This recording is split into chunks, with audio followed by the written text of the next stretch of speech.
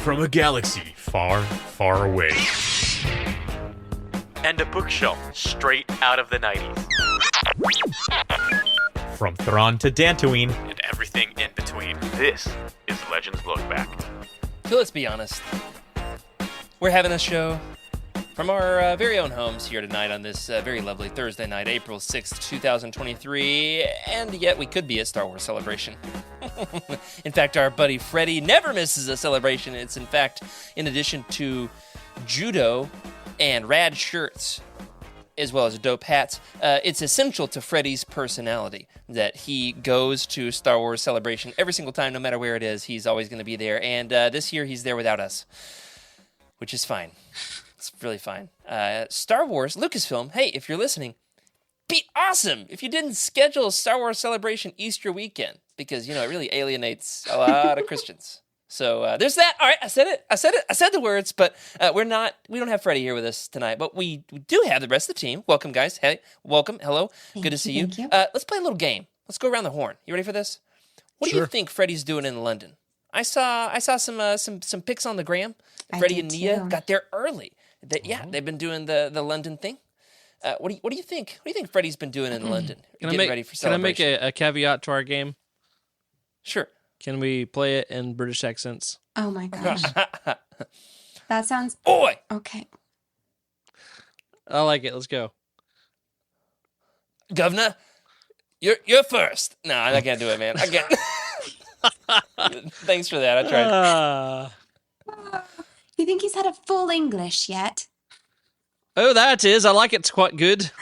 I think Beans on Beans toast for breakfast.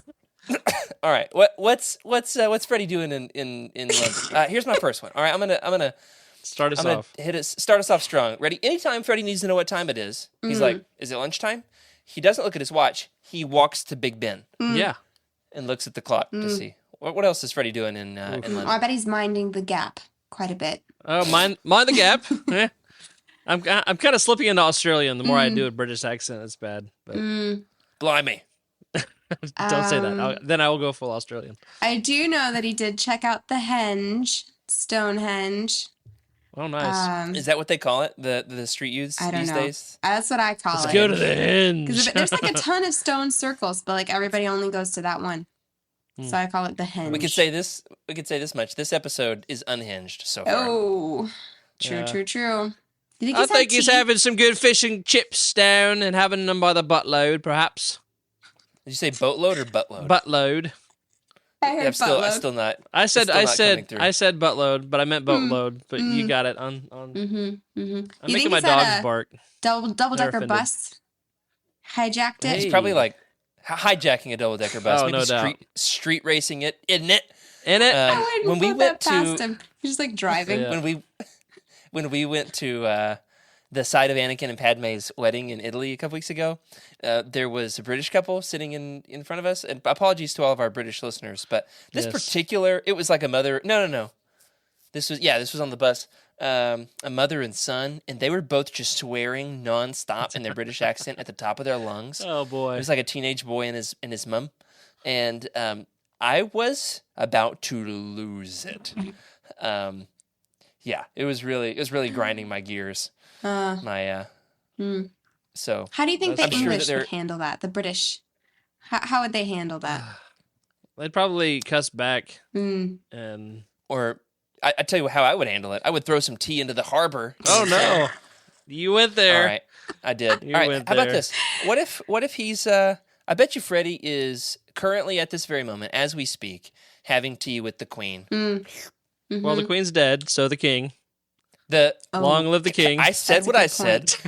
He's probably having tea with the Queen's Force Ghost. All right. Because after all, in this very special episode of Legends Look Back, we are talking about an episode where I'm possessed, you're possessed, everybody's possessed. Everybody's possessed. We've got long dead Sith Lords hanging out with everybody in the Legends Classics Tales of the Jedi. Seriously, hold on. Can we do a little like what's it called? What's the game? You fill up the squares. Bingo, that's the one. Let's play a little like Legends Freddy bingo and just like try to like imagine what he's gonna come back with, like stories. I think famous person on a double decker Mhm. That's my you bingo guys will square. you'll never believe who I ran into. Sat next to Rosario Dawson on the double decker Yeah, Oh my bus. gosh. exactly. So Freddie, that's his thing. He has had all of these encounters with the famous royalty of Lucasfilm because of all these years of going to Celebration and like the Rancho Obi-Wan galas. yeah, Is it galas or gala? He would probably say gala because he's exotic. Mm. But We're Freddie just was a whole just interesting man bunch in the of world. heathens over here. No culture. There's 3 of us. I bet we say all the culture's Augustine gone. too. Yeah, I bet she says Augustine.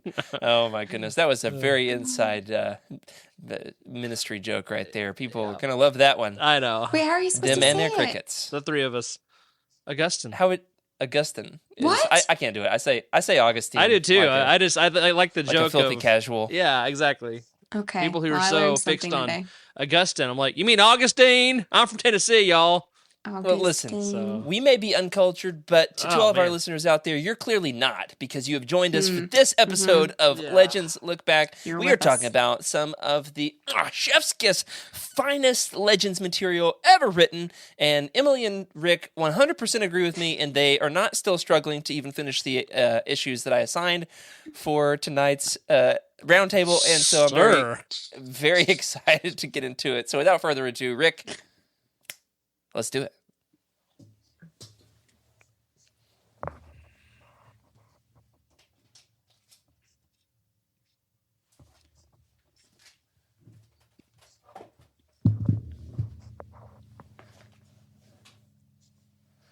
Hello, everybody, and welcome to Legends Look Back, proudly part of the YOUTINI Podcast Network. This is a Star Wars books podcast for people who have arthritis.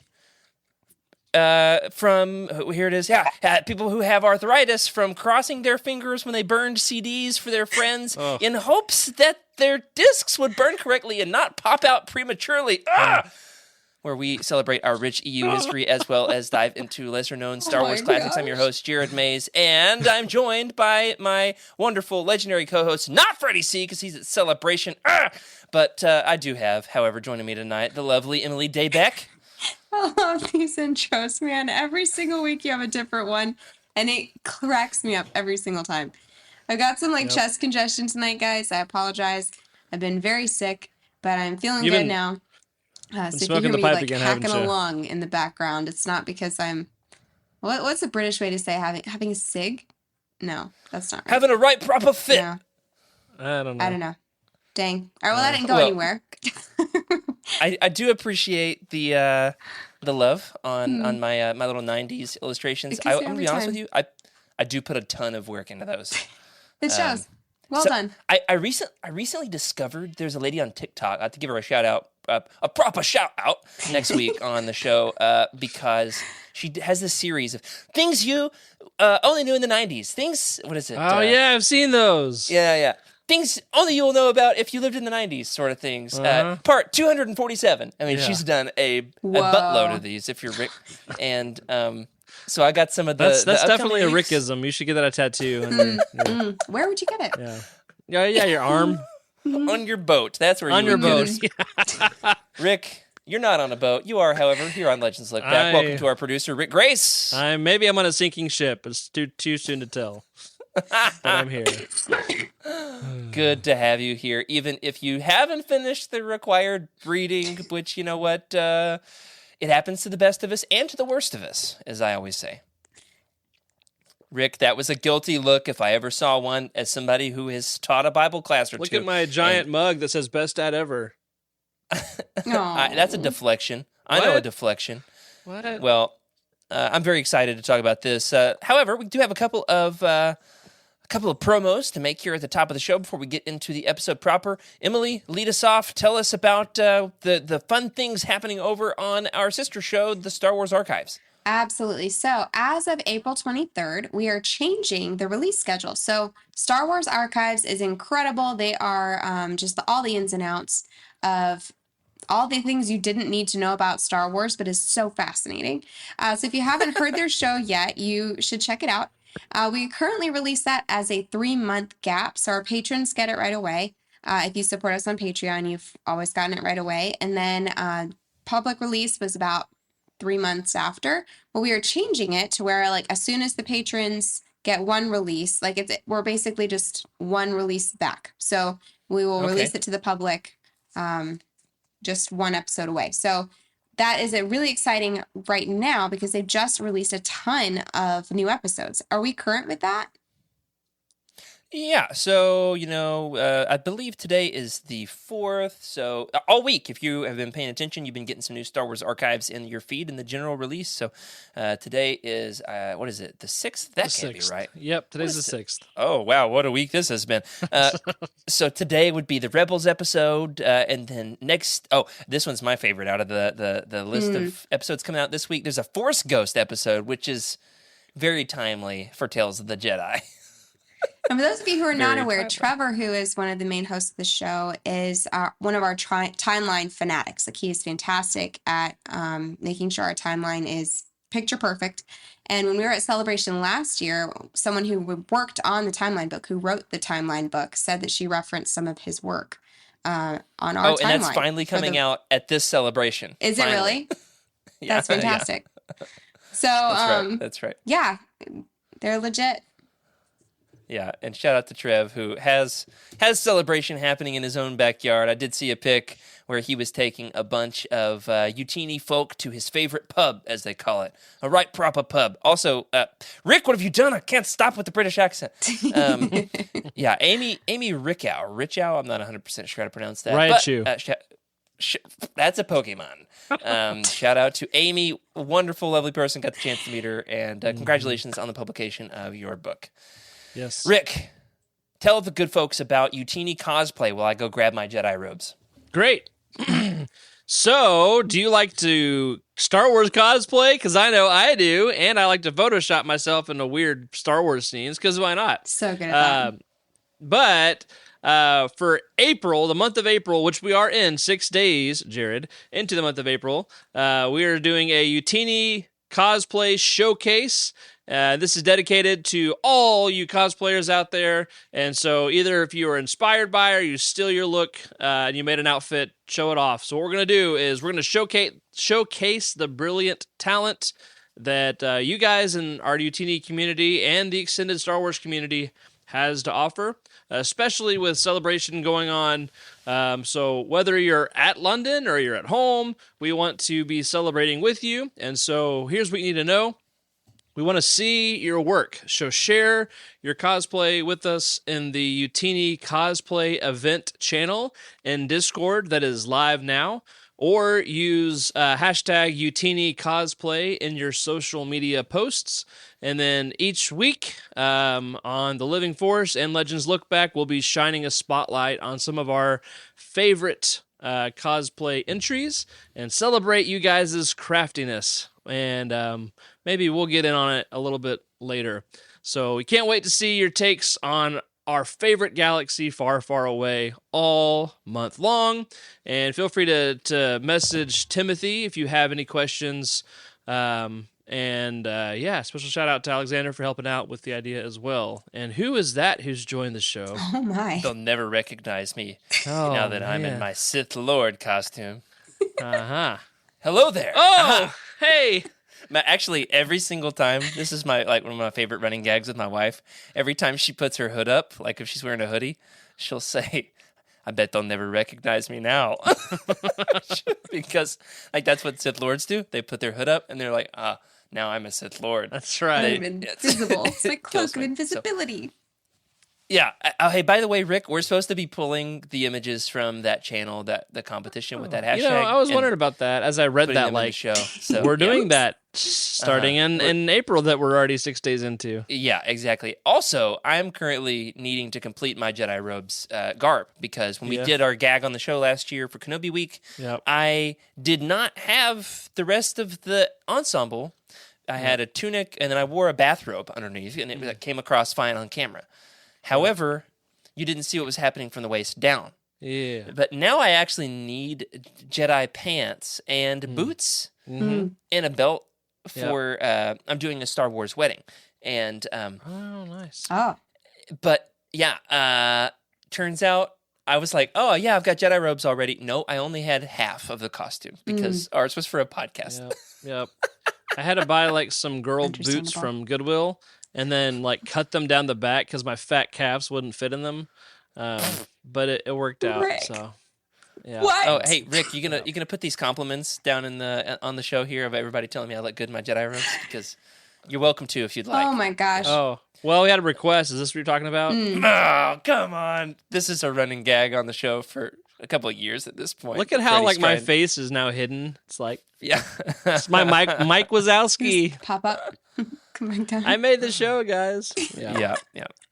Rick, Freddie has been trying to get me to cosplay as Salacious B. Crumb. It hasn't happened yet. It will happen It hasn't, but one of these will it? days.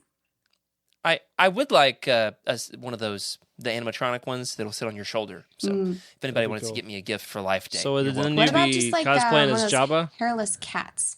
Would that count? I do not like No? those. Mm. Moving on. It reminded me of the default bearded protagonist in KOTOR 2. That's the greatest compliment I've ever received in my entire life. Thank you. I hope you're not talking about the woman. Oh. All right. Well, canonically in Legends, the protagonist in KOTOR 2 is a female because of the Oh. book Revan. Yeah, that was kind of an inside meta joke there. Rick, save the day here. Yes. Tell the good folks about Tales of the Jedi. What are we talking about tonight? Let's talk about Tales of the Jedi. Yeah, there it is, Jared. Let's hold that book up so everybody can Oh, see. yeah. Woo. What There is it that? Beautiful. The Epic Volume 2? Yeah, this is the Epic Collection Volume 2 because Volume 1 doesn't actually contain any issues of Tales of the Jedi. It Right. contains Dawn of the Jedi. Dawn of the Jedi, yeah. But this doesn't contain all the issues that we're talking about tonight No. because that's coming in Volume 3, which comes out in June. And I, heard Tales of the Jedi, and then I was like, oh, well, Volume 1's all Dawn of the Jedi, so not that one. So I've read like 80% of Volume 2, which we're talking about next week. But yeah, okay, anyway. So, Tales of the Jedi is an ongoing comic series from Dark Horse, published back in the good old days, in between 1993 and 98. Let's see, it was written by Tom Veitch and Kevin J. Anderson. Illustrators were Christian Gossett and Janine Johnston, David Roach, Tony Atkins, and Dario Carrasco. Yeah, you're welcome for that. Yeah. Yeah, as we mentioned, there's a good chunk of issues that are collected in Tales of the Jedi Volume 2, the Legends Epic Collection. That would include Golden Age of the Sith, Fall of the Sith Empire, and then Tales of the Jedi 1 through 5, and then the Freed and Nadd Uprising. Those first two that I mentioned, Golden Age of the Sith and Fall of the Sith Empire, are a prequel to this story, which is already a prequel, that was written after the first issue. So we're covering specifically the saga of Ulic Eel Drama and Nomi Sunrider in tonight's episode. We're following along with like publication release because we're purists in that way. / it's the way I wanted to do it. So that's the real reason. All right. Then the rest of it that came out in June. The next set of issues comes out in what is that? This June, and that's Dark Lords of the Sith War, Tales of the Jedi Redemption, and then some other random riffraff that is paired in there for kicks and giggles. So tonight we're covering the Beast Riders of Onderon, the Freed and Nadd Uprising, Dark Lords of the Sith, and the Sith War. Clear as mud? Yep. Yeah, totally. Mm-hmm. I read all of these. Rick definitely did not read all of these, and that's okay. And if you didn't tonight, we're going to try to give spoiler warnings as we go at the appropriate junctions. Emily said she did finish the required reading shortly before the show, so it's at least fresh on his mind. I asked Jacob, when is the Omni release? He says July of next year, LMAO. So let's get into it. What do you say? Yeah. Let's do it. All right. I'm very excited for this. And, of course, if you're wanting some more content, some more information on this, Freddy and I did a roundtable on Tales of the Jedi, all in one roundtable years ago. We're this time around going into more detail, separating the story arcs a little bit more, and getting Rick and Emily's input as well. So I did compare the notes, and I've tried not to ask the exact same questions. So if you want more info, you can find that over there. All right. I should go back and steal Freddy's answers. Yeah, that would not work because it's an audio podcast, and well, we're live, so in case you didn't know, Rick, this is a live Cheating. This is live? Since when? But this is a spoiler warning. We're going to get into some of the big spoilers. We won't go into explicit spoilers on like how the last story arc ends, at least until late in the show. So if you've only read, the first couple story arcs, you're safe for a little while. All right. I didn't totally finish writing the summary, but here's what I've got. Can't wait. Meeting the theme for tonight's show. All right, here we go. 3 Jedi apprentices, Ulic Eel Drama, his brother Kay, and the Twi'lek Topdanita go to Onderon to investigate the tensions between the royal family, Queen Aminoa and King Omen, and all of them, and the unruly beast riders that live in the woods and ride dinosaurs. Turns out the beast riders are rad, and the royal family are possessed by the spirit of Sith Lord Frida Nadd, which they probably should have included that in the initial email. And so the planet breaks out in civil war. The Jedi are caught in between. There's a princess who's in love with a beast rider, and they show up Wedding Crashers style, like Owen. What's that guy's name with the big nose? Hi. Wilson. Owen Wilson. Yeah, like Owen Wilson trying to bust up the. Trying to bust up the wedding, but they were Jedi not supposed to disrupt the wedding because they're in love. And you Jedi have a lot to learn. There's a lot more that happens with all that. Jedi are victorious, but kind of have a whole lot to learn and really mess things up along the way. They're saved by their master who comes in and said, yeah, y'all should have just came back to me when you found out that everything was so messed up. But Ulic Eel Drama, hey, he is charismatic and headstrong. And, well, there's a lot more to cover that I didn't have time to type out, including the saga of Nomi Sunrider, who becomes a Jedi after her husband is murdered by some common street thugs like a wimp. Yeah, that was a takedown. Exar Kun became a Sith Lord because he's a straight-up punk, but he's got a cool ponytail and a double-bladed lightsaber. Okay, okay. We're going to have to clarify the timeline for me there. We'll get back to it. Yep. And also, my favorite of the entire story arc, when Ulic Eel Drama challenges the Mandalore to an epic duel. So that's cool. There's a lot more of people falling to the dark side, and Sith amulets, and Sith spirits, and Jedi temples, and Masasi beasts, and the rule of 2. So, wow, there's a ton to get into. But first, let's go around the horn and rate this first chunk of Tales of the Jedi comics that we have read for tonight's show. Emily, let's start with you. How do you rate this on a scale from masterpiece to incredible? Those are the only 2 scores that I'm accepting tonight. One's below incredible. Is it good? Good. It should be great. I advocated for great to be somewhere right in between, but yeah. You do you. I'm gonna go kind of low. I think great or good, whatever is 3 out of 5. I feel like that's that's a good. That's good. That's good for me. I'll reserve my final judgment until after discussion. That's fine. Not everybody can be right. All right, Rick, where are you at with this? So what I have read, I've been very surprised by, just because I didn't know anything about this era, and so it's been really fun. Like I said, I've read the other stories. What are those other arcs that are in the beginning of Volume 2? The Golden Age of the Jedi. The Golden Ages, yes. All that. And so that was interesting. It's been a little jarring just jumping from world to world. Yeah. In between issues. But, man, I feel like I'm giving it an incomplete grade because I haven't... That's fine. Incomplete. So, an I. The only grade lower than an F. Can I take it again for audit credit or something? How does That's that right. work? You get a do-over next week because we do have a part 2 on the round table. In fact, when I was initially scheduling this all out, I made it into a 3-part round table, but that felt excessive, so I've dialed it back into 2. It could have been 3. I mean, we could have covered half of these issues, and maybe Rick would have gotten them done. Maybe. Maybe. So let's start off with the characters. I've divided these up into 2 segments, the heroes and the villains, but even the heroes, some of them are a little villainous, let's be honest. So, starting with the heroes, our protagonist, Ulic Eel Drama. This is a spoiler for something that does happen in Dark Lords of the Sith, so you've been warned. Ready? 5, 4, 3. In case you can't tell, in this particular image, Ulic does, in fact, fall to the dark side in the storyline called Dark Lords of the Sith. It's right there in the title. Come on, y'all. But here's my question. Did you expect Ulic to fall to the dark side? Did you see his fall coming? Did it catch you off guard? Did you see it coming? Where were you at with all that? Emily, you're up.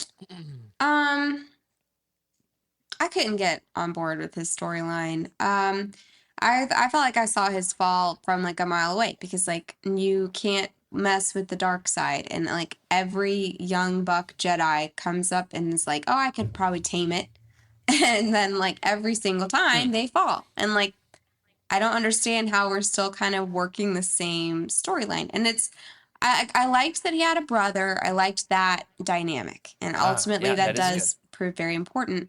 So I liked that bit. That's about that. That was my favorite part. I'll say that. I'll keep it positive. That was my favorite part. Is that like he came as like a duo, and like one side stayed true, and then the other side really fell. I love that. This is, in case you can't tell, by the way, this is a masterpiece for me. There is nothing in all of Star Wars that I enjoy more than the Tales of the Jedi and Dark Lord of the Sith audio dramas. And I know that I'm a broken record, and I've said this 100 times on the show. Like, Dark Empire is here, and then like 1% below it for me is Tales of the Jedi, specifically the audio dramas. They're so rich and also extremely campy at the same time in a beautifully entertaining way. Yep, and and then like third for me after that would be the original trilogy. I rank it lower for me in my personal enjoyment, like revisitability factor. Which original trilogy? Like I think the novelization. What's it called? Comicalization of the films. No, I'm talking about like actually watching the movies. Oh, okay. I thought you meant like for comics. So no, like just watching the films. And my reason for that is, they're a little mainstream, and also I'm a purist. Like and I only like to watch the original trilogy, like any Star Wars movie, on a big screen with great sound. So like I don't just watch them on TV. It just doesn't quite. I know how cool it can be, so I don't. But these, you can just pop them in anytime. Cassette tapes, CDs, go for it. I've got them, a little bit more modern than that. But yeah, masterpiece for me. There's my answer. Now, you brought something great up a second ago, Emily, which is the brother. So that's a great dynamic that is revisited at the end of his storyline, which we can talk more about later, and what eventually brings Ulic back from the dark side, which is interesting. So the brother, Rick, you got something teed up for us. What you got? Yeah, so you asked if we saw Ulic's fall to the dark side coming. Yeah. And I just read this panel like today. Master Arca, Freedon Nadd was a Jedi. How can a Jedi trained in the ways of the light fall victim to the dark side? It has happened more than once. Fortunately, it does not happen often. Ulic, my son, pray that it never happens to you. And there's this dramatic like side glance. Yeah. So like that's the biggest foreshadowing you possibly it's like have. not subtle at all. Right. What issue is that from, Rick? I'm thinking that's. Oh, is this the very first issue? No, it's the one right before Nomi Sunrider saga number 1. Okay. So that's the end. That's the last. Tales 5, I guess. Tales 5. Yeah. So that's the end of that first little story arc. Yeah. So Emily, you brought up a great point, and that you did not love the way that he fell to the dark side. What if I told you that writer Tom Veitch agreed with you?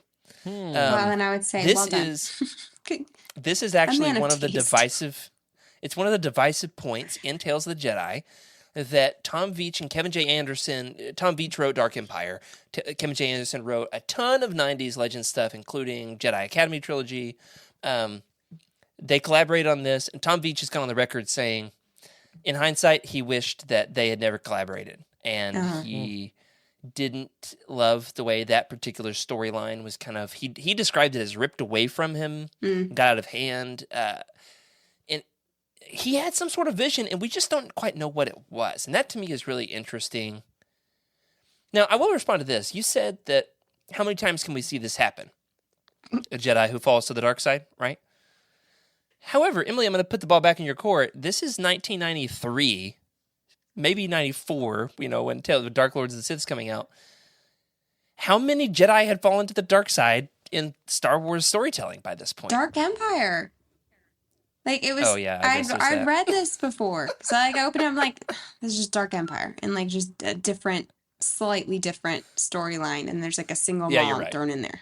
Like, And there's Darth Vader. Heard of that guy? Like. Sure, but Yeah. that's not a big list to go off of. that's I mean, true, at I this guess. point, how many Jedi do we know exist? Yeah. There's 4. Like. Now, they did a great job in other areas. I liked a lot of other parts about it. I didn't. Yeah.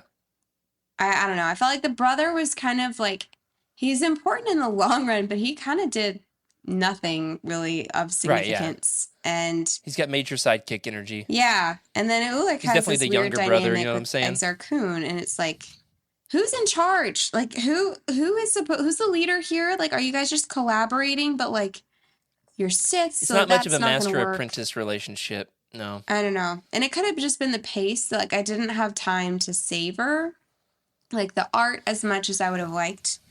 I did at first. I was, like, really trying to, like, enjoy the moment. And then I realized I was going to run out of time. And sure enough, I was reading up till the last minute. So it could have just been, like, the pace was just too hard, like, too fast to, like, really take in the story. It is fast. No, I do agree that I think that the fall is rushed in terms of storytelling. But that is often the case with comics. Yeah, that's I mean, true. even like the This more takes- recent High Republic comics, it Too just feels fast. like the first phase of High Republic, the Marvel stuff, like a character story arc is just way too fast. Hmm. And you needed so much more time, years even, to sink into a run. That's why something beautiful like John Jackson Miller's Knights of the Old Republic series, which ran for 55 issues, you get plenty of time in that for characters to develop.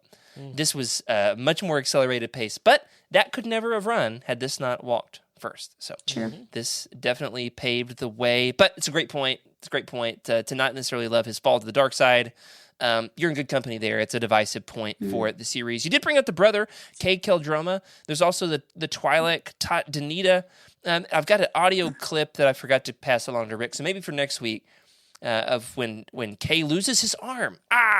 Classic Star Wars. He loses a limb, amputated in this story, and I do love the way they keep referring to it as his droid arm after this. Not as his robotic arm or his prosthetic arm, but his droid arm. That'd be so cool. It's like Go Go Gadget, but it's just, Hey. it would be cool if they could, That's like, right. detach and, like, do things and then come back. That'd be Yeah, you could just sick. kind of see that this is like the first kind of forays into the expanded universe. Yeah. In many ways, Okay. this was these Legends authors kind of just figuring it all out, and it's fun to see in that way. Now we've talked about Ulic Eel Drama a little bit. This kind of headstrong Jedi who gets a little angry, and then that anger runs off with him. And I will say, in response, before we move on to Nomi, that him falling to the dark side, yes, it's similar to Dark Empire in the sense that he says, I'm going to join the Sith in order to defeat them. That's the same that's the same story arc there for sure. The same beats. You could tell Tom Beach kind of had his thing that he wanted to describe. And I love that as a storytelling move, perhaps not so close together in both of these two early 90s comics doing it. But I do like this theme that it paints with fate.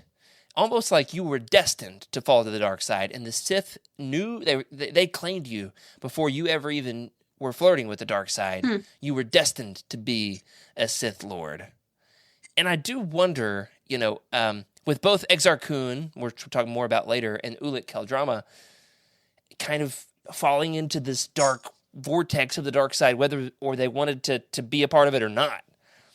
I wonder, how responsible do you think they are for their own actions of evil versus how much is the storytellers painting this as fate, or maybe on a third level, manipulation by the devil made me do it sort of thing, like the dark side forces, these dark ghosts, inviting you, possessing you even to the dark side.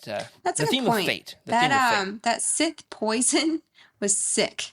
Like, that was the coolest twist. I loved that part where it was just how it's like a slow fade. It has a twist you didn't expect. Was anybody else surprised by that? Yeah, I thought that was a great I little loved that. storytelling That kind of fabric, was for more sure. like the playing into the fate thing, or like he really didn't have a choice. It kind of added some complexity to It's a his character that sickness. he could very Yeah. well want to be different, but he can't control his emotions. He's like a toddler in like a Sith body.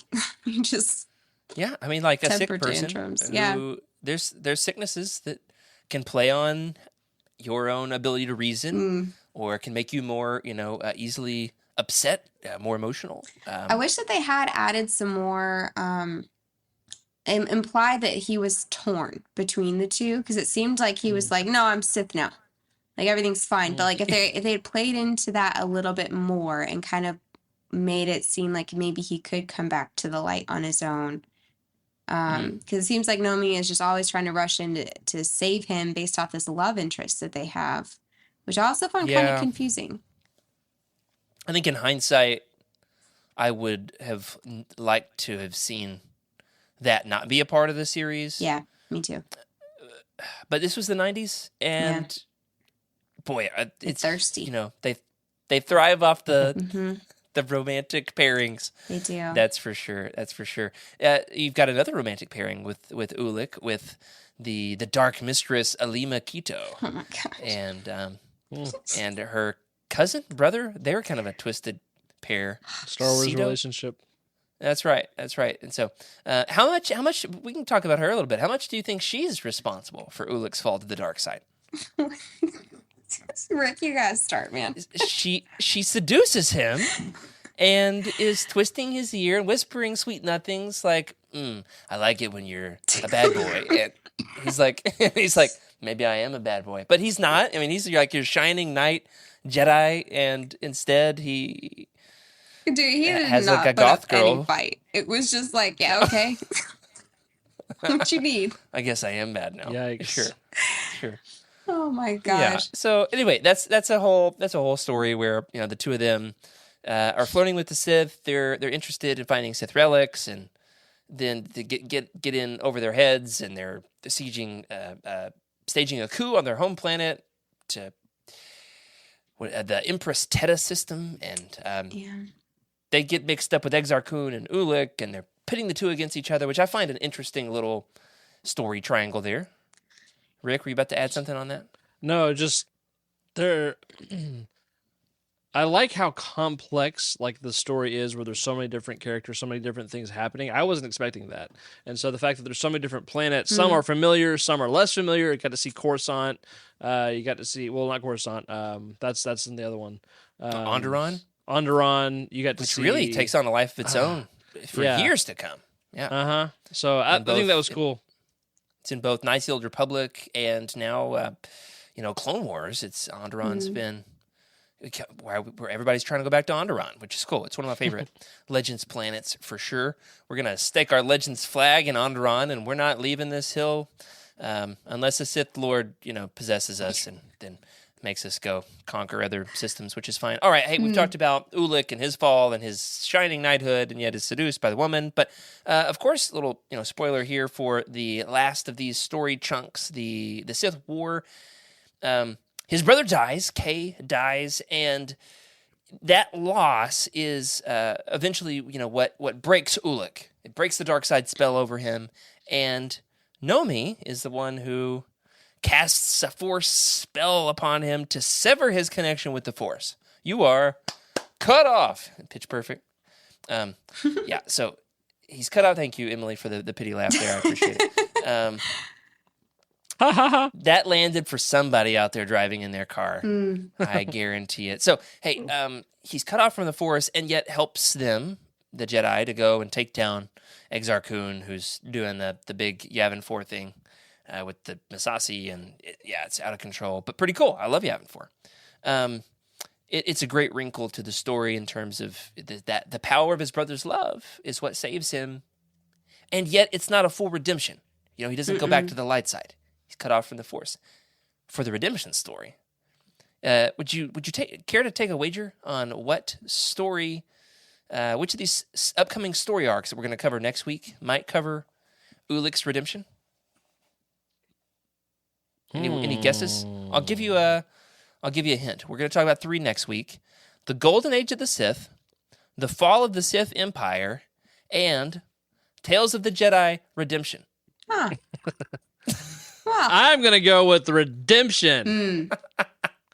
I almost said something about not knowing if he's gonna choose to come back or not, but then I was like, I'll just not say anything because I don't know, and I have a feeling I might have an idea now.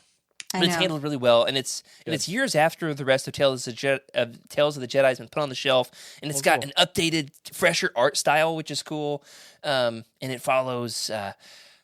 We won't get into it. We'll wait. But it is, for my money, and I know many Legends fans, including some in the chat here tonight, one of the best Legends stories ever told. It is top 10 for me, without a doubt. So we'll get more into that. We've talked about Ulic. Let's move on, at least for a few minutes here, to Nomi.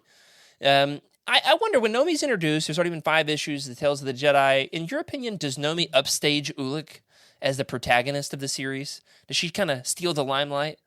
I thought so. Emily's nodding along. Yeah. Oh, you thought so? Mm-hmm. Okay. Rick? Yeah. Rick Also, has not yes. yet read the Nomi issues. All No, right. I that's fine. have read the Nomi issues. I'm still with Master, not Thor, Thrawn or Thon or Ton. Yeah, the Rhino. The Rhino. And so I haven't got to the part where she actually, fits into her calling and Gotcha. all that. So, Yeah, no, I thought her storyline was beautiful. There are very few complaints that I have.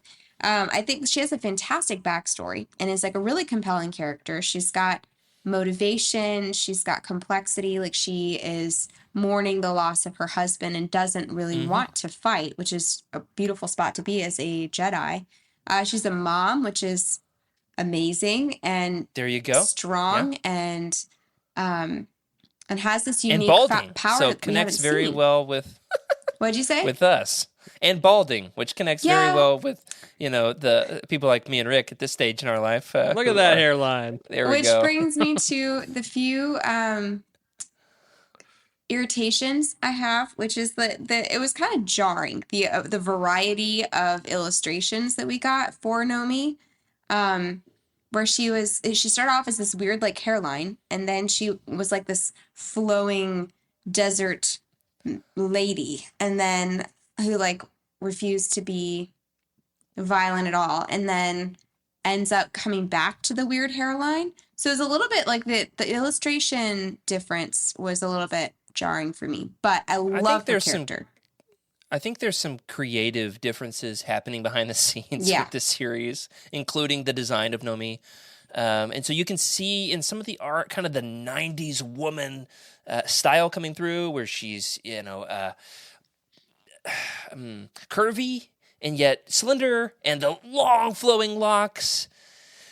I'm trying to describe this tastefully. But then She's a babe. Sometimes she's got this odd hairline. Yeah, And so it's like, sometimes she looks real weird. it seems like they can't quite commit to what they want that character to be Yeah. visually. But I But think like I think battle if you can get meditation, heck yeah! Like, let's the bring that. the greatest Jedi power of all time. Ah, Battle that was meditation. so cool. It's like, all right, so the two like main female leads. There's like the protagonist, Nomi, and then there's Alima, who's like this sick Sith sorceress who is totally the opposite, and like wily and like very sexualized, and like that was a weird Cunning. kind of turn, but like also a very strong female lead, which you're not really sure what her goal even is until the very end, and you're like, okay, so she's just been playing everyone this whole time. So very interesting female characters. I felt like the I hadn't thought love about- triangle was a little much for me. I think I would I do think prefer. that is one of the weaknesses of this series. Yeah, I feel like it would have been much. The I feel love like Ulic would have interests. been such a stronger like uncle figure to her daughter, if it had been like more like a familial bond where she's like, you can't. Because like the daughter is there, but like she doesn't ever do anything. But they keep talking Wait for about it. her. That's all I'm gonna say is wait for it. Okay, like I know she's gonna do something, but they keep bond- saying like she's gonna be a great Jedi. I'm like, okay, great. The Like, I got bond it. between Nomi's daughter Vima and Ulic is It's the good. greatest thing in Tales of the Jedi Redemption. Yes. Okay. It is. Well, thank So, you, because like that makes me feel better. It does I'll go stop somewhere. talking now. It does go somewhere. So, yeah. No, you're right. I had not thought to compare Alima and Nomi. Alima, who is ambitious and like she's trying to conquer the system and gain these Sith powers, and Nomi, who's like, I don't want to be a Jedi. I don't want a lightsaber. The lightsaber killed my husband. I don't want to do it. Very reluctant. I hadn't thought about that. It's a really good contrast. Yeah. Yeah, love it. Talked about Nomi here being kind of the upstaging protagonist of the series. Emily waxed poetic, and I interrupted her a few times. Apologies for that. You're making some great points. I just I loved hearing your perspective on that. Let's talk about two more heroes before we move on. Rick, your favorite character being Thawne, the Rhino Jedi, and Arca Jeth, who is the Jedi Master to Ulic and Nomi. No, Ulic and I can do this. Kay and there's one more. The Twilight Danita. So the three of them come from Arca. Yeah. Who is the better Jedi Master mentor of Tales of the Jedi? Thawne in one corner, Arca Jeth in the other. Rick, start us off. I just want to start off by this photo, man, or this screenshot, whatever. Great naming conventions, Star Wars. Tot. Yeah, that's his name. I had a friend in high school named Tot. I can't help but hear Tater. I know, like that's an implied Tater. It's there. And then Thawne. Like not Thrawn, not Thor, Thawne. Yeah, it's a great Star Wars name. It fits right in the sweet spot. That's right. Thawne. That's right. So I do like the bait and switch with them thinking that the Jedi Master is the one riding. I the just beast, love and that. turns out That was so cute. I know that Beast- reference. the Beast is the Jedi. Aha! What a cool twist. They had so many aliens in this series. There were a ton of really cool ones. It's just because it's a great series. I mean, they did that's my that opinion. really well. There, some of the humans had problems, but the aliens were on point. And some Hutt politics, Oh yeah. And what was that ship that was like a space wasp carcass? That was so cool. I forgot about that. Fun. The ship design, and there's a lot to be said about the ship design and this, and how the entire look of the series, how it's crafted, especially, let's see, which of the artists is responsible for much of this. It is Christian Gossett. In fact, talked about like in there's 3 issues of Star Wars Insider where there's a behind-the-scenes deep dive on the history of Tales of the Jedi. It's issues 150, 151, and 153. So all of those are available on like the Titan Magazine's app. Or their website, and go back and find those back issues, or perhaps your library system. So physical issues in your library, or even like through Hoopla, Overdrive, Libby. My library system has like a tremendous back catalog of Star Wars Insider. So these particular articles are worth checking out. And Gossett goes into deep detail about the early 90s being tasked with creating kind of a medieval look for Star Wars ships. And so that's where you kind of get that wasp design. He went with kind of a steampunk looking. Yeah. Man, there are a lot of good ships. I can't wait till next week to talk about some of the Sith fleet. Yeah, I think that's going to be in 2 weeks when I'm gone, okay. when you talk about the ships. Oh. That's going to be... Not again. I will be gone too. All right, let's just not have a Unless show. we can How talk about that, more okay? wasp ships that are like that no technical specs are discussed, and we just talk about how cool it is. Only that if they I'm allowed to scraped talk out the about- carcass and like just use the exoskeleton. So cool. Only if we're allowed to make Ender's Game references because it's there. So hey, I asked the question, Arca or Thawne? Now, Arca is a tremendously influential character. He actually comes back in some form or fashion. I won't give in too many details here. In Force Ghost. No, it's a different Okay. way. Okay. I don't want to spoil it. Yeah. In Knights of the Old Republic by John Jackson Miller in that series. So cool. Arca comes back in a certain capacity there.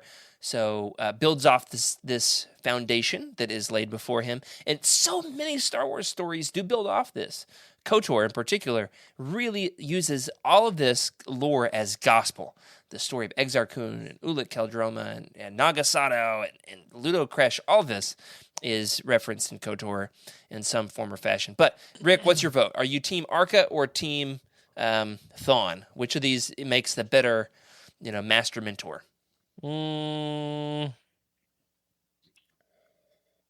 I think I'm gonna go with Thawne because he's more of a mentor, I guess, than a master. The empathy of giving Nomi time to grieve and kind of work through her own needs before just go save the galaxy. Like he still forced her, but he gently kind of led her to where she needed to be. But it was very respectful, I guess. I don't know. So I'm gonna forced go her with Thawne. respectfully. Is that what you're saying? Yeah. That's what I liked about Again, a good Arca. coach. The very first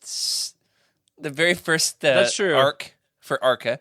Arca sends out. They says, "Hey, we've got a distress call from the Onderon system," and they're like, "Wow, Master, that sounds like a hard task." And he says, "No, I'm not going. You're gonna go." Go on. Take care of it. Yep. And then when they mess it up, he shows up and he says, "Yeah, you guys really should have called for backup because Right. Y'all are really way messed over your things heads here. Yeah. So it's kind of for our canon High Republic fans, Loden Greatstorm, pushes Bell off the cliff. And it's like, you'll have to catch yourself. Figure it out. That's right. It's that sort of a dynamic, which is great. Emily, are you Team Thawne or Team Arca? I'm torn. I like Thawne more, but I think that's because I connect more with Nomi than I do with Ulic. And people kept talking about Arca, and I thought, like, why do we like this guy? Like, he's just kind of he's talked about, but he doesn't have much direct involvement. He seems to be like more of a mentor, and like, I don't know. He was clearly important to Ulic, but because I wasn't the biggest fan of that character, it was tough for me to be Team Arca. So I'll go with Team Thawne. Great answer here from Skooma in the chat. Skooma in the chat. Skooma says that Arca Jeth, for me, it's cool seeing a Native American coded Jedi. And absolutely, I do love that. And this series excels in its representation, which is not what you'd expect from a 90s comic, but it does. It really does. I'm also Team Thawne because he's a preacher. All right? When Thawne, he shows up to, bear with me, I know he can't talk like conventionally. He doesn't speak basic all that well. He communicates telepathically. Moses and Aaron. Sure. Hey, he shows up to the meeting of the politicians to talk about how we need to send some help to the Republic Army down to bail out the Onderon system. And he gives them this beautiful speech about how important it is that the politicians work together and unite. It is beautiful. I love his speech that he gives the politicians to get them on board.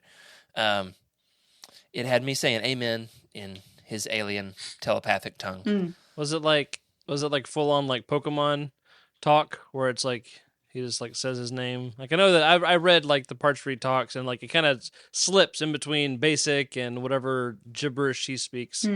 So I just want to know, is it Dawn? I do like the way that it's written, scripted kind of by the letterer in this. Shout out to the letterer. The letterers, they're often overlooked in the comics world. The lettering for his alien speech is really well crafted. Looks beautiful. So great answer here from Skooma Joe in the chat. He says, I love Thawne too. I'll admit there's a very sweet scene with Arca that gets me in Redemption that may be swaying my vote. So stay tuned. No voting on things we haven't read yet. Come on Stay now. tuned for that one. Yeah. Stay tuned for that for sure. Like I'm missing All right. something. It really does bring the series full circle in a lot of ways. Saves the series in it's great on its own right, but Redemption is something special. Okay. So I'm excited. Looking forward to it. We've talked about the heroes and the mentors. We've briefly touched on the villains. We've not said a lot about Exar Kun yet, though, and we need to, because Exar Kun. Oh man, Exar Kun. I mean, that's a household name. Gosh. It really for is. Star It Wars happened. I was fans. like, what?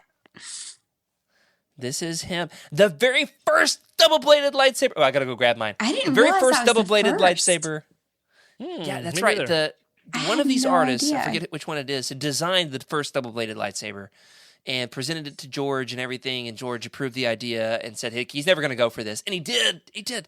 And so it's a blue. I think we've got an image of it, Rick. Oh, okay. Exar Kun with the double-bladed blue Yep. lightsaber. This is one of my favorite panels of Star Wars art of all time. There it is. Love it.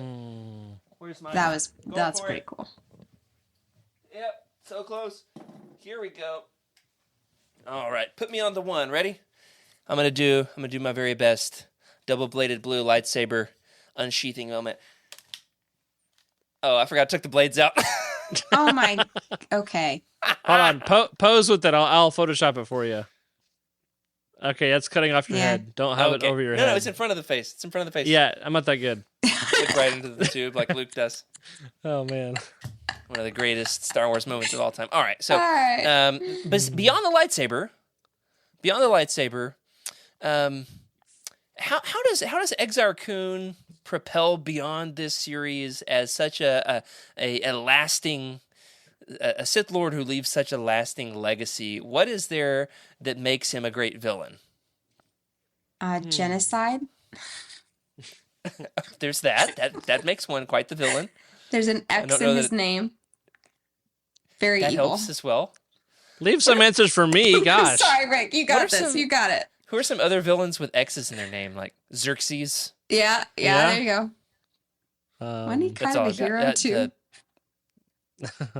Depends on your point of view if Yeah. you're Yeah. Spartan or Persian.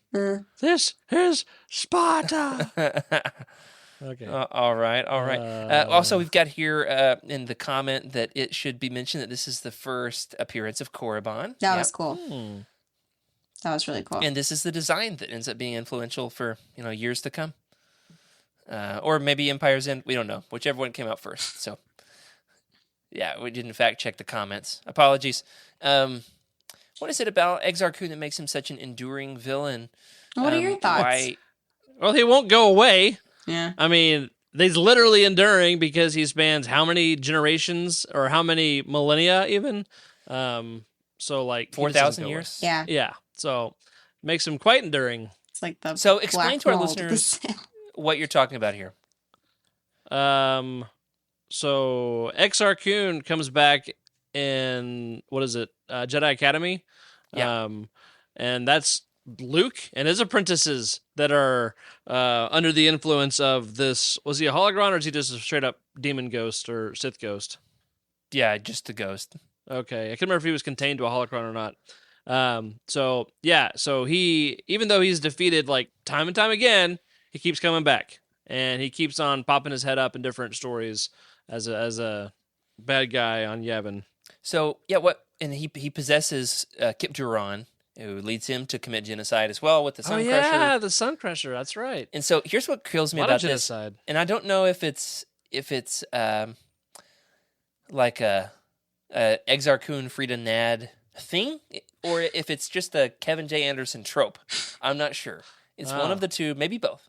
That Exar Kun falls to the dark side because, first of all, he's already kind of a rebellious knight who's power hungry and ambitious and is interested in the forbidden fruit sort of deal. And so he goes to find the ancient Sith lore, the amulets, and but there he is lured and enticed to the dark side by the spirit of Frida Nadd, and is basically possessed by Frida Nadd, and is like, hey, he's about to die. He's been hit with, was it poison? I think he Anyway, just got he was going to crushed. He die. was like physically crushed, and then had to use the dark side to like pull himself back together to live, which is very un-Jedi. Right, and he makes kind of a deal with the devil, with Frida Nadd, He who does. tells him, if you do this, you're one of us. If you embrace the dark side, this is it. You're a Sith Lord. And so it's almost like Exar Kun falls to the dark side. It's more complex than this, but for the TLDR of it all, Exar Kun falls to the dark side because he was possessed by the ghost of Frida Nadd. Then, millennia later, Kip Duran falls to the dark side because he's possessed by the ghost of Exar Kun. So it's like Exar Kun has spent 4,000 years thinking about how he's going to get his big bad revenge. And he's like, yeah, I'm just going to do what that old fart did to me.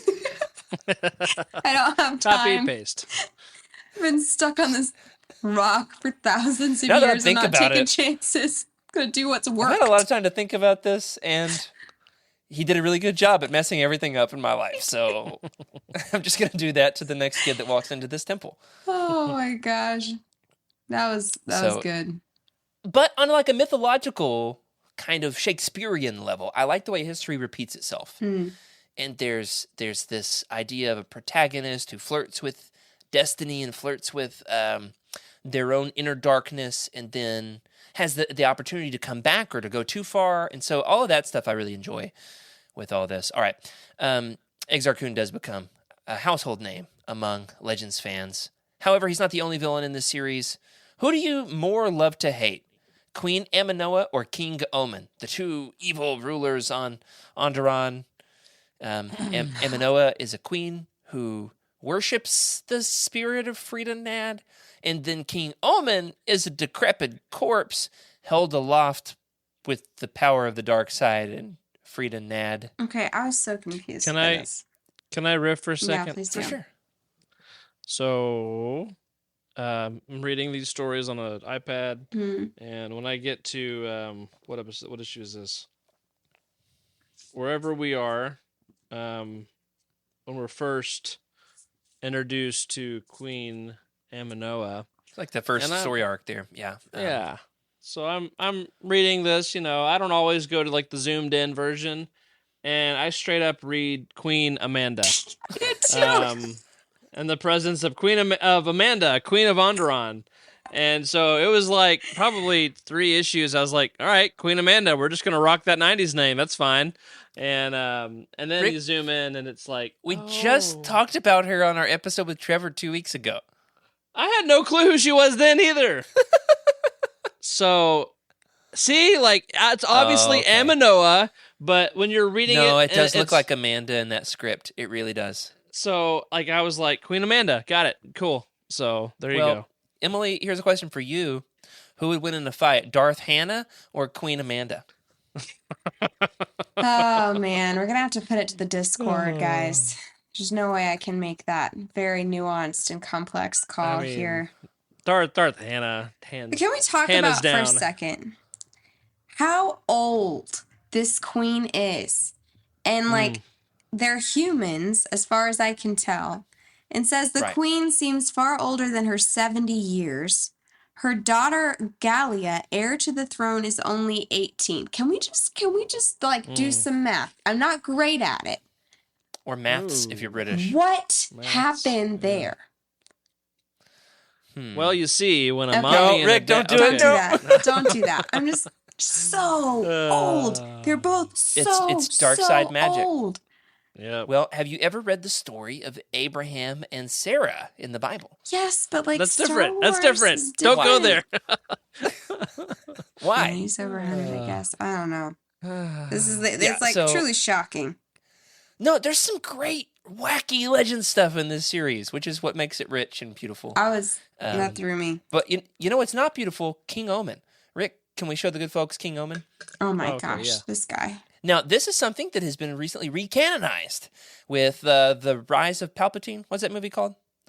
The Rise of Skywalker. But so this Palpatine is held aloft by a physical mechanical harness that canonically is known as the Omen harness, according to the Rise of Skywalker novelization by Ray Carson. And so, King Omen, welcome back. You're back in the limelight, buddy. Congratulations. He's been alive all this time. So I'm curious why they who do you didn't love just to pair hate? up. They were like had similar goals. Why was he stowed away in like some secret place? To keep the story lasting longer. Mm. They were together, but like maybe they were estranged. I imagine it's hard to keep a marriage Going for eternity? lasting when you both are, sold your souls to Sith Lords. Yeah, it's I true. imagine you're like not the most agreeable, Dude, selfless people. the angles on his fingers as he's like falling apart are just horrifying. Yeah, they're gross. parsnips.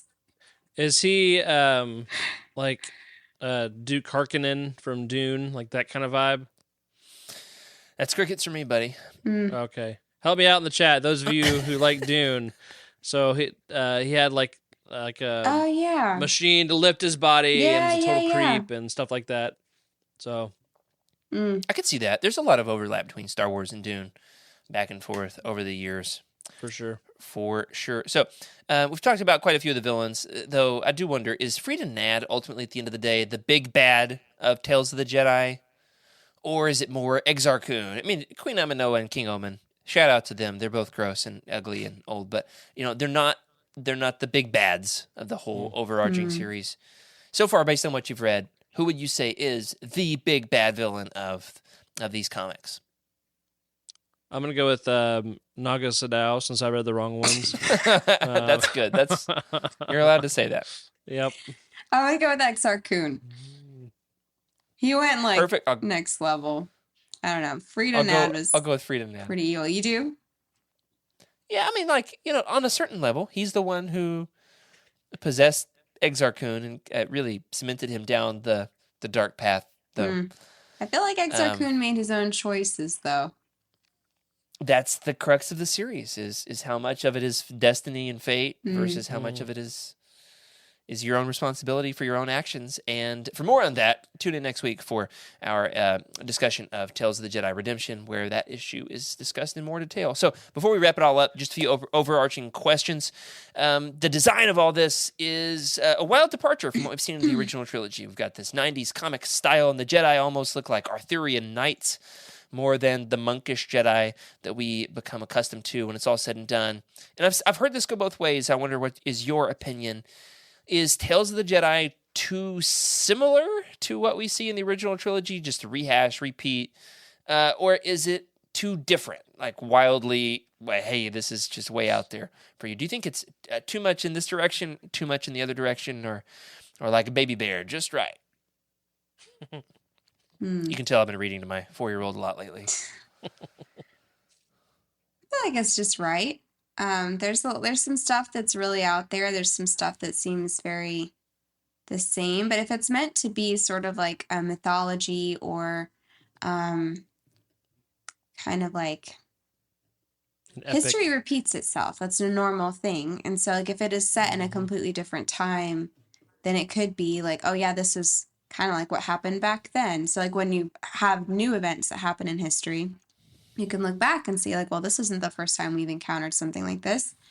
So I think there's this kind of like a cyclical effect in storytelling that can be kind of appealing. It also, to me, it felt like kind of a lot of the same. But given the type of story that this is, shouldn't be surprising. Yeah, that's a good point.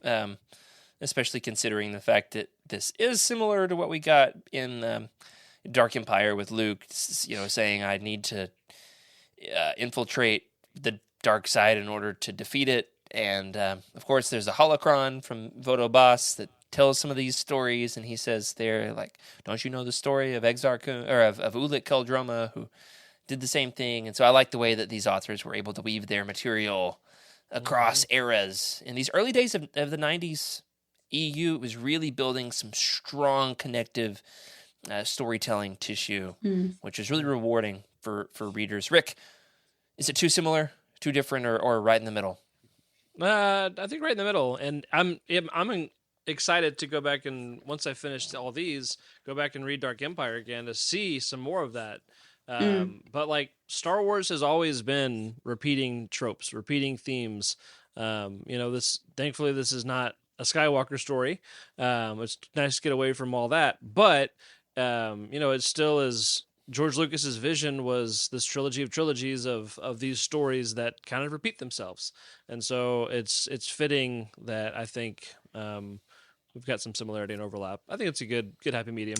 And what else is fitting too is just like in Dark Empire, there is a naked Force user. In who is that? Tales of the Jedi, we have a naked Jedi master. All right, bring that back up. Cut to the one, Rick. Cut to the one. What is it? Show it again. Who is it? Very nude. It's Arca. He's okay. Yeah, I turned to that and I was like, well, it wouldn't be Legends. There it is. It's balance in the Force. It's balance. Right? Got a light side user too. I mean, honestly, his positioning there too is like almost Christ-like. Where it's like, oh, that's where I was like, Yeah, I don't know where we're going with this. Well, speaking of art, the artwork in this is divisive. On the one hand, it kind of looks like, your classic 90s, early 90s artwork. Oh my Didn't show this gosh. picture off. Yeah. Yeah, there's, what's her name? Lima. Alima. Oh, Did I include the my wrong picture word. Oh, I don't know. in the file? Just any picture of her is like, what is yeah. happening here? Yeah, That's looking enough. at the artwork, the covers by Dave Dorman are, for me, some of the Oh, finest pieces of Star Wars yes. art of all time. This is They one are of my really favorites good. here. This is the Freed and Nadd Uprising #1 by Dave Dorman. That's got, I think, Warb Null with the lightsaber. I mean, it is, oh man, one of my very favorite pieces of Legends art. A great comment there in the chat. I'm not going to say it. All right, but you can see it. All right, moving on. Next year, March Madness is going to be your favorite naked Star Wars character. Well, we had Mace Windu and Shatterpoint Oh yeah, that was a good one. for sure. Oh man. Okay. This could actually be a thing. Great. What did I start? Put your In our nominations Legends in the- bingo. Pick a That's naked right. Hey, person. Stick it in a That'd square. be fun. We could have a Legends Look Back bingo card. That'd be fun. We could do a game out of that. Oh, we should totally do it. Somebody make one for us. We don't want to do it ourselves. All right. With the art, anything else worth saying about the art? Evaluate the art. Give it a grade. How is the art jarring for you to go back to after all these years, or were you able to adjust to it? I think the covers are on a different, like you said, they're a different league of their own, man. Like Yeah. Dave Dorman, man. they're incredible, and not blown away by many panels within the comics themselves, but there are some really good ones. So, The wasp but ship it's was a good functional, one. tells the story. Yeah, I like some of that. There's some I meant to include. I just didn't have time. The battle between Ulic and Mandalore. Ulic's doing this flip up above him. Oh, his robes are flowing, and the lightsaber is kind of got this jagged look to it. It's very I dynamic. really love. Yeah, very much so, very much so. So speaking of which, I just gave mine away. My favorite little story moment is that with Ulic's duel with Mandalore. What about the two of you? Did you have a favorite story beat or a plot line in Tales of the Jedi so far? I just love Nomi. I mean, I Yeah, don't love every part of her Nomi's, character, but I think she's so cool. The montage of her learning to be a Jedi is really cool. Her Jedi training. I do love that. Man, I haven't gotten enough to see the complete arcs all the way. It keeps cutting back and forth, so I'm like a third or 2/3 in on everything. So Yeah. next Ooh, week I'll catch up. the Jedi fine. Groot was cool. That was really nice. When he was protecting, you won't get these lightsabers, and turns into a tree and then dies. That was cool. Yes, I do love that. I was trying to find that for a reference on something months ago, and I thought it was in the Young Jedi Knights books, and I could not find it for the life of me. And it was in this, which was when I saw it, I was, there it is. I was desperately trying to find that. Great comments here in the chat. We're about to wrap it up for tonight. Do love everybody's comments. Such good fervor here, good participation in the chat. Thank you for that one, Eddie, who talks about another naked character being Shizor in Shadows of the Empire. Yep. Who's surprised? That happened. Thank you. And congratulations. He likes his own pheromones, I guess. You made it onto the stream with that comment. For better or for worse. One last question before we wrap it up for tonight. If Tales of the Jedi was to be modernized and brought into canon in some form or fashion, if you were in charge, how would you adapt the series? In what medium would you adapt it? Would it be a comic? Would it be a TV show or a live action movie, a video game? What would be the medium? What arc would you want to adapt? We've had quite a few different kind of story things here. You don't necessarily have to choose all of it. What characters would you want to bring back? And then what significant changes, if any, would you make? Would you possibly not have as many of the love interests or... Yeah, It's 20 questions, bro. Yeah, that was a if lot. you were to adapt Tales of the Jedi, how would you do it in canon? I would hijack the High Republic and sneak him in there. Yeah, that's a good idea, actually. Take away the love stuff. Alima, Yeah. maybe like if she like seduced him to bring him over to the dark side, that's believable. The thing with him and Nomi just didn't work. It wasn't for me. It wasn't compelling Well- enough of a reason. And he wasn't at all loyal to her. Like, in no way did he resist Alima. Like, in no way. So, How about this? Ulic way cooler than Nomi's first husband. He was a wimp. Seriously, dies by just random venomous animal. The first, like, oh my gosh, yeah. It sounds Yeah. like he had lots of missions, but it's just out shopping and yeah.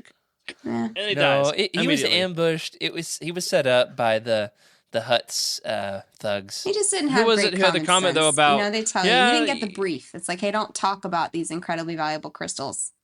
Just don't talk Oh, about yeah. them. Yeah. Right. Anyway. Yeah, sad day. Sad day. All right. So if you were to adapt it, Okay. you would insert them into the High Republic. All right. What else? Yeah, I mean, it fun. wouldn't fit. I feel like as a Wouldn't fit, series, but- it would be really good. Because, like, little, It'd have to be like a prequel, like Wave 1.5 yeah, well, like, I don't or know. 2. Sort of like how they I don't did, was it Ronin? Yeah. Oh yeah. Where it's kind That's of kinda like what I was thinking, too. impressionistic. It's a little bit kind of like Ah. legendy, legendsy. I think that could work where it's kind of Very stylized. yeah, stylized. That's a good way to put it. That's exactly what I was thinking. And Yeah. honestly, Emily, this is what I was hoping for when we got Tales of the Jedi, the TV show. Yeah. We went to the big panel at Vastly Celebration. They used the different. old school logo, and then it was like, an Ahsoka story, which is fine. That's good. But I would have liked to have seen, even if they were like shorts, 5-minute, 10-minute little shorts here, like Yeah, that would've been an really ancient, nice. legendary tale of this larger-than-life heroic Jedi, and then his fall to the dark side, Mm-hmm. and then the war against the Beast Riders, and I Beast think that could be Riders. really That was sick. Beast Riders. I do think about the Transformers show every time. The Beast Wars of Onderon. That's one of mine and Freddy's shared passions is the old school Beast Wars show. Shout out to Beast Wars, and shout out to all of our wonderful listeners for being here with us live on this episode of Legends Look Back. That does it for tonight. Coming up next week on Living Force on Monday night, we've got the Star Wars Celebration London reactions, which set those alarms nice, bright, and early, governor, because over there in London, we've got a 6 a.m. panel that 6 a.m. I think it might be American Eastern time. Yeah, I don't know. I'm waking up early personally to try to see what the news is. And we'll cover the Legends news here on Legends Look Back. If you want the larger scope on all that, Monday on the Living Force.